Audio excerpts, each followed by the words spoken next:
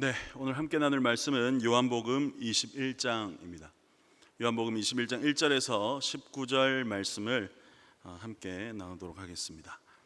요한복음 21장 1절에서 19절입니다. 제가 먼저 읽고 함께 교독하도록 하겠습니다. 그 후에 예수께서 디베랴 호수에서 또 제자들에게 자기를 나타내셨으니 나타내신 일은 이러하니라.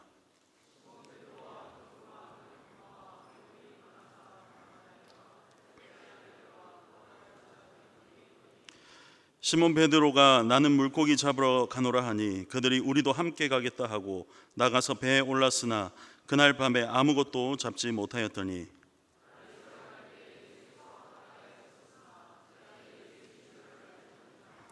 예수께서 이르시되 얘들아 너희에게 고기가 있느냐 대답하되 없나이다.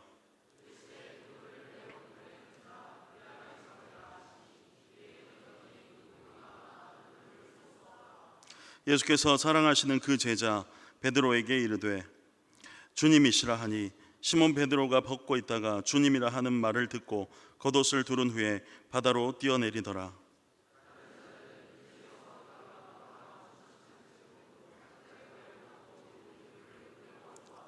육지에 올라 보니 숯불이 있는데 그 위에 생선이 놓였고 떡도 있더라.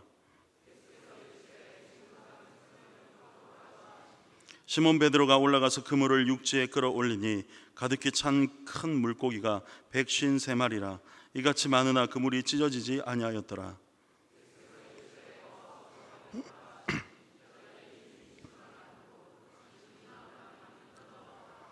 예수께서 가셔서 떡을 가져다가 그들에게 주시고 생선도 그와 같이 하시니라.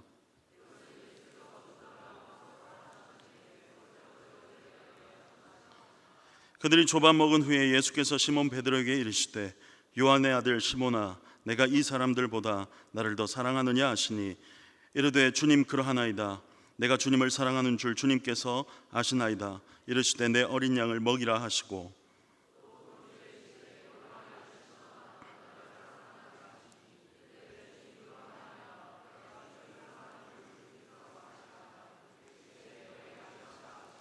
세 번째 이르시되 요한의 아들 시몬아 내가 나를 사랑하느냐 하시니 주께서 세 번째 내가 나를 사랑하느냐 하심으로 베드로가 근심하여 이르되 주님 모든 것을 아시오매 내가 주님을 사랑하는 줄을 주님께서 아시나이다.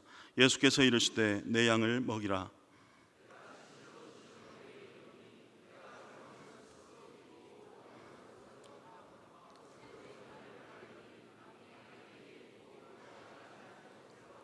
함께 읽겠습니다.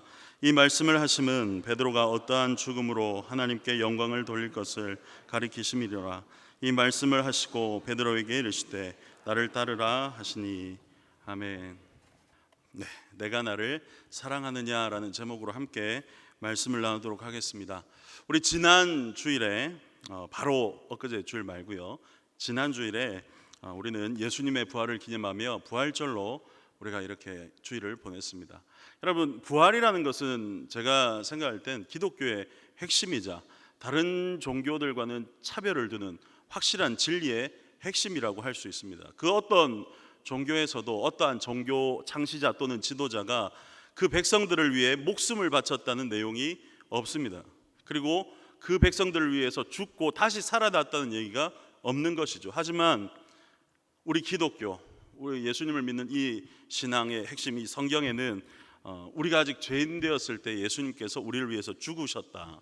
그리고 십자가에 부활하셔서 하나님의 아들이심을 보여주셨고 증거하셨고 그렇기 때문에 우리가 구원을 받았다는 것을 확신할 수 있는 것입니다. 그만큼 부활은 모든 사람에게, 그것을 믿는 모든 사람에게 기쁨이고 또 기독교를 믿는 그 핵심 신앙의 그 진리의 핵심이라는 것입니다. 부활은 역사의 증거이고 전 세계 사람들이 부활절이라 함은 알고 있고 믿고 있는 사실이라는 것입니다.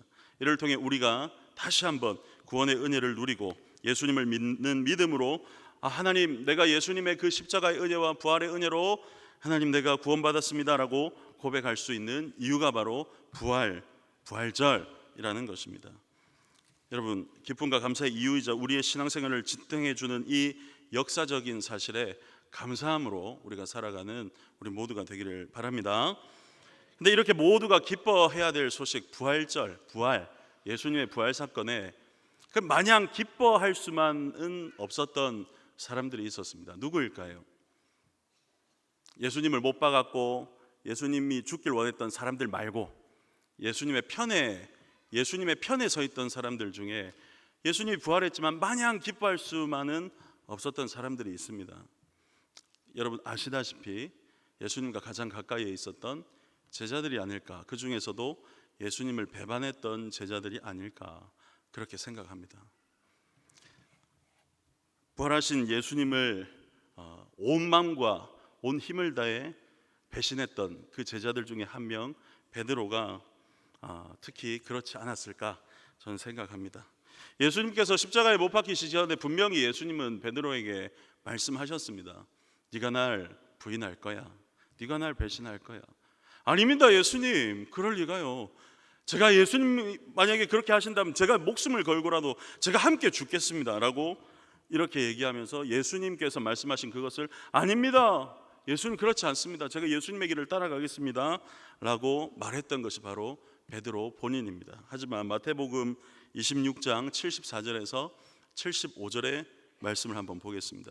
그가 저주하며 맹세하여 이르되, 베드로가 예수님을 믿는 그 사실을 저주하며 맹세하여 이르되 나는 그 사람을 알지 못하노라 하니 곧 닭이 울더라. 75절에 이에 베드로가 예수님의 말씀에 닭 울기 전에 내가 3번 나를 부인하리라 하심이 생각나서 어떻게 했다고요? 밖에 나가서 심히 통곡했다. 이렇게 베드로의 모습을 기록하고 있습니다. 마지막 구절에 보면 자신도 이렇게 한 것이 너무 마음이 아파서 심히 통곡했다고 나옵니다. 또 한편으로는 예수님은 이 베드로가 그렇게 할 줄 알면서도 제자로 옆에 두고 심지어 가장 사랑하는 제자의 그 자리에 두셨잖아요. 가장 사랑하는 제자 베드로 아니었습니까? 그 사실을 안 베드로, 알면서도, 예수님은 알면서도, 내가 부인할 것을 알면서도 예수님은 나를 그 자리에 옆에 두셨구나 라는 그 사실 때문에 베드로 스스로가 얼마나 마음이 아팠겠습니까? 예수님이 말씀하셨는데, 뻔히 그렇게 할 줄 아셨는데, 아니 저는 아닙니다, 그렇지 않습니다, 저 따라 죽겠습니다 했으면서도 지금 바로 배반한, 자기의 입에서 예수님을 저주하고 맹세하며 나는 그를 알지 못한다라고 말한 그 자신의 모습을 바라보며 베드로가 얼마나 마음이 아팠겠습니까? 그렇기 때문에 베드로는 예수님의 부활 앞에 와 예수님 살아하셨다, 와 이렇게 막 마냥 기뻐할 수만은 없었을 것 같습니다. 그래서 요한복음 21장 3절, 오늘 본문의 3절을 보면 이렇게 얘기하고 있습니다. 시몬 베드로가 나는 물고기 잡으러 가노라 하니 그들이 우리도 함께 가겠다 하고, 이 제자들이죠, 나가서 배에 올랐으나 그날 밤에 아무것도 잡지 못하였다. 마치 이 본문의 구절이 이게 물론 그 상황을 얘기하는 것 같지만 어떤 상황을 비슷하게 다시 보여주는 것 같습니다. 이게 언제입니까?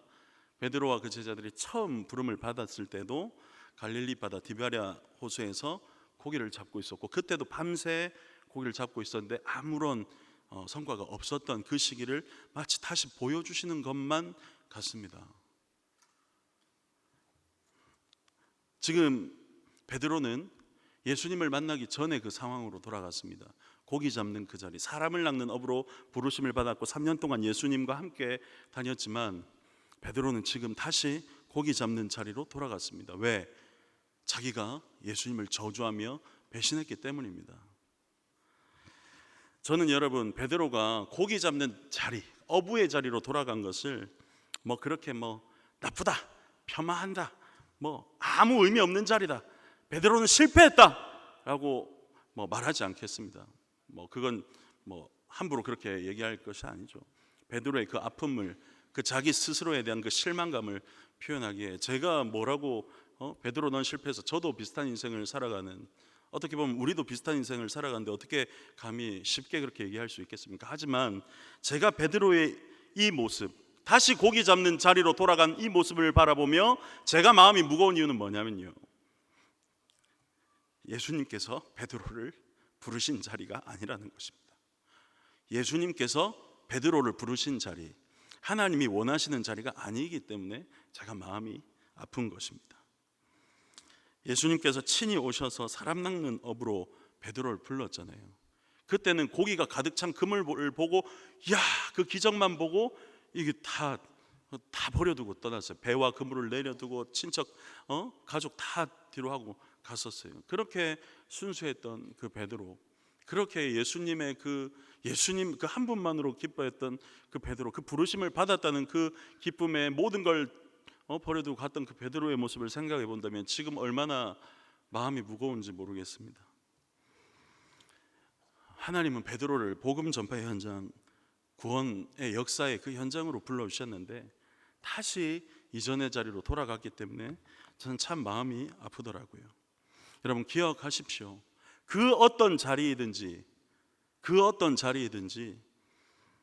예수님께서 함께 하지 않는 자리, 하나님께서 원하시지 않는 자리라면 그것은 하나님께서 원하시는 삶도 아니고 그것은 우리에게 아무런 의미가 없는 삶입니다.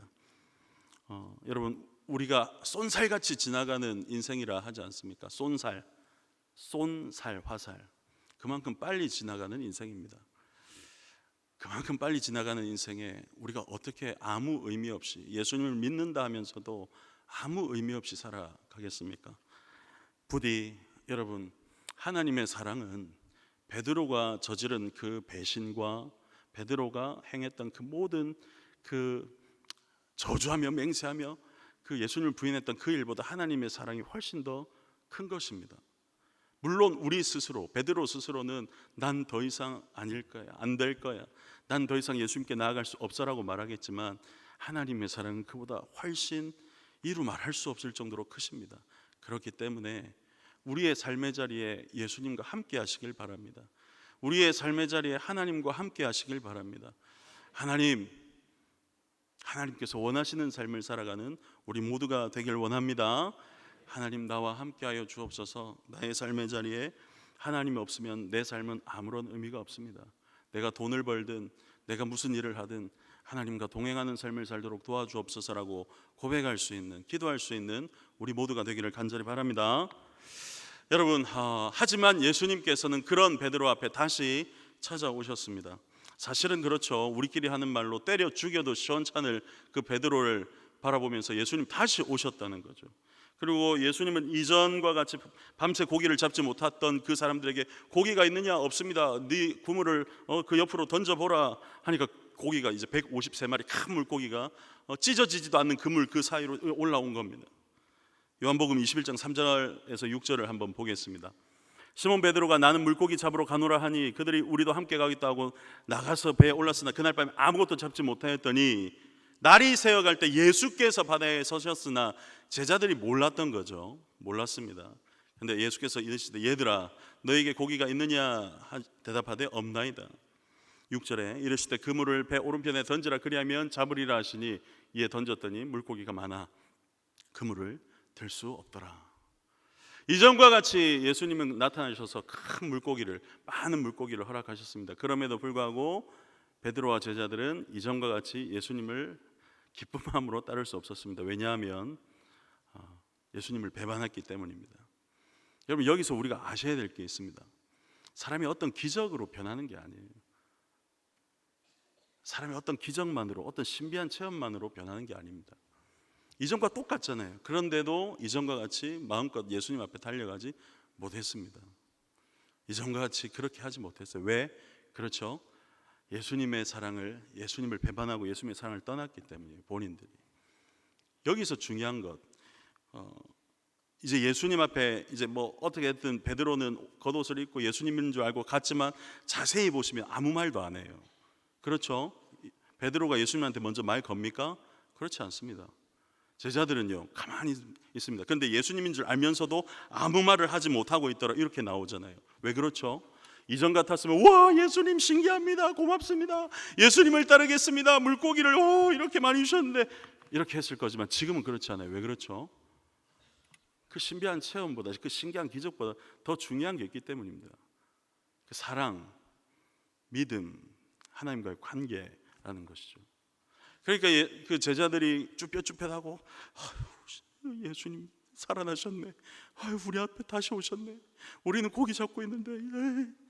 이러는데 예수님이 먼저 말을 거시는 거예요. 먼저 찾아오신 겁니다. 먼저 이야기를 하시는 거예요. 고기 좀 갖다 주라. 그래서 떡과 고기를 구워서 조반을 먹이시는 겁니다. 여러분, 마치 이 신약 성경에 보면 집 나간 둘째 아들과 같지 않습니까?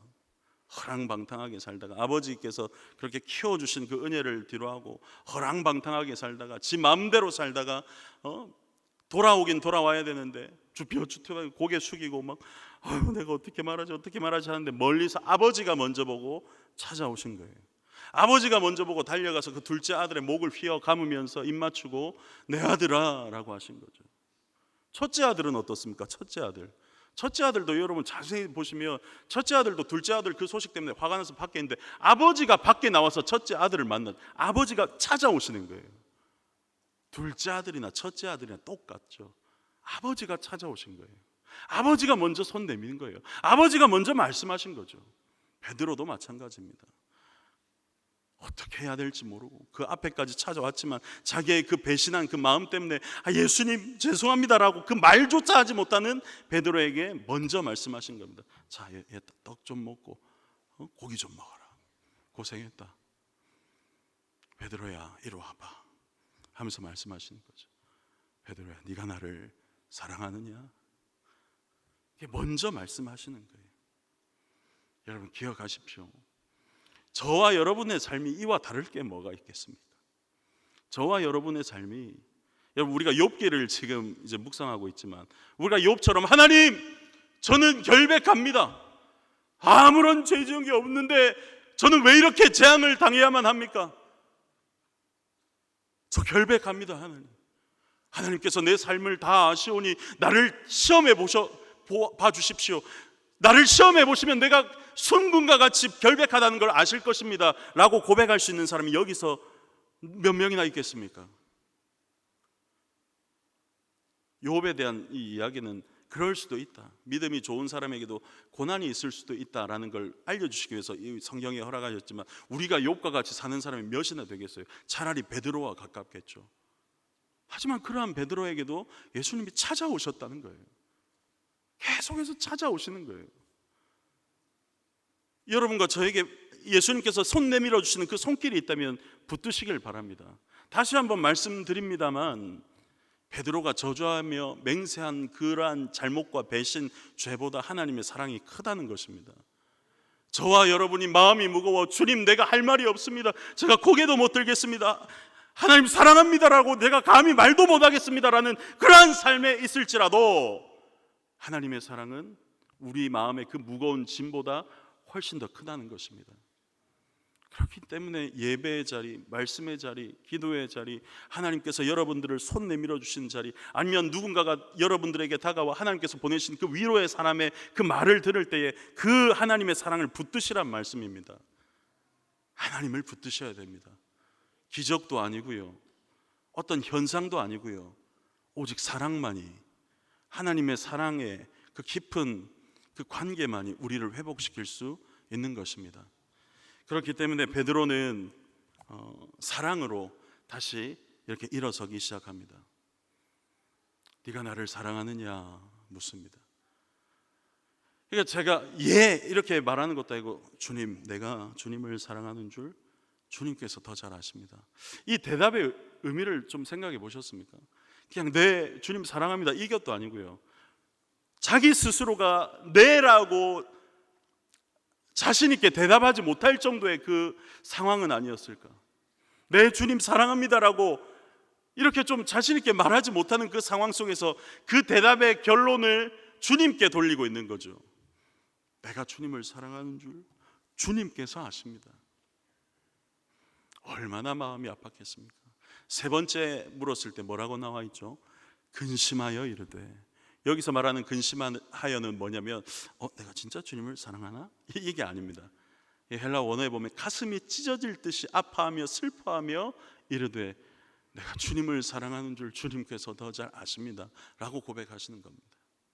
그러니까 그 사랑의 관계가 되었을 때 예수님께서는 이전에 했던 그 베드로의 배신 그 이야기를 하지 않고 좋다, 내 양을 먹이라, 내 양을 치라, 이렇게 다시 영혼 구원의 자리, 다시 그 고기 잡는 그 바닷가에서 영혼의 구원의 자리로 다시 한번 일으켜 세워주십니다. 그러면서 하는 말이 뭐죠? 이제는 네가 네 마음대로 젊었을 때는 살았지만 늙어서는 남이 너를 띠띠우고 네가 원하지 않는 곳으로 인도하여 갈 건데, 주님께서는 아시는 거죠. 예수님께서 아시는 겁니다. 베드로가 이후에 어떠한 삶으로 죽고 어떠한 삶으로 하나님께 영광 돌릴 줄 안다는 거죠. 여러분, 다시 한번 그 영혼 구원의 자리, 사명의 자리로 일으킨 것은 무엇입니까? 예수님의 사랑이었다는 것입니다. 여러분, 사랑 너무나 잘 아는 단어고, 어떻게 보면 뭐 노래 가사에도 많고 너무나 뭐 당연히 사랑해야죠. 뭐 답정 사랑 아닙니까? 답은 정해져 있다, 사랑. 그럼에도 불구하고 잘하지 못하는 게 바로 사랑인 것 같습니다. 여러분, 우리가 제대로 사랑했다면 우리의 가정이 이어질 수 있을까 생각해 봅니다. 우리가 정말 사랑했다면 우리의 아들과 딸, 우리의 부모와의 관계가 이럴 수 있을까 생각해 봅니다. 정말 대한민국 땅에 있는 교회들이 진정으로 하나님을 사랑하고 사랑했다면 대한민국 사회가 이렇게까지 갈 수 있을까 생각해 봅니다. 여러분, 우리 대한민국 교회, 또 우리 교회가 안 해본 일이 뭐가 있습니까? 뭘 열심히 안 했습니까? 다 열심히 했잖아요. 일을 열심히 안 하고 돈이 없고 뭐를 열심히 안 해서 이렇게 된 게 아닙니다. 우리가 주님을 더 사랑하지 않았기 때문에 이랬던 것 같습니다. 얼마 전에 제가 아버지랑 통화하면서 저도 힘든 일이 있어서 아버지랑 막 이렇게 얘기하는데 막 전화하다가 알겠어요, 끊어요 하는데 제가 그랬어요. 이 내 사람, 이 김승국 목사야, 네 말투와 네 인격과 네 표정과 네가 아버지를 향한 그 사랑이 왜 이 모양 이 꼴밖에 안 되느냐. 저 혼자 그렇게 생각해 봤습니다. 주님을 사랑한다 하면서, 주님을 믿는다 하면서 왜 내가 사랑합시다라고 말하는 내 사랑은 이 모양밖에 안 될까?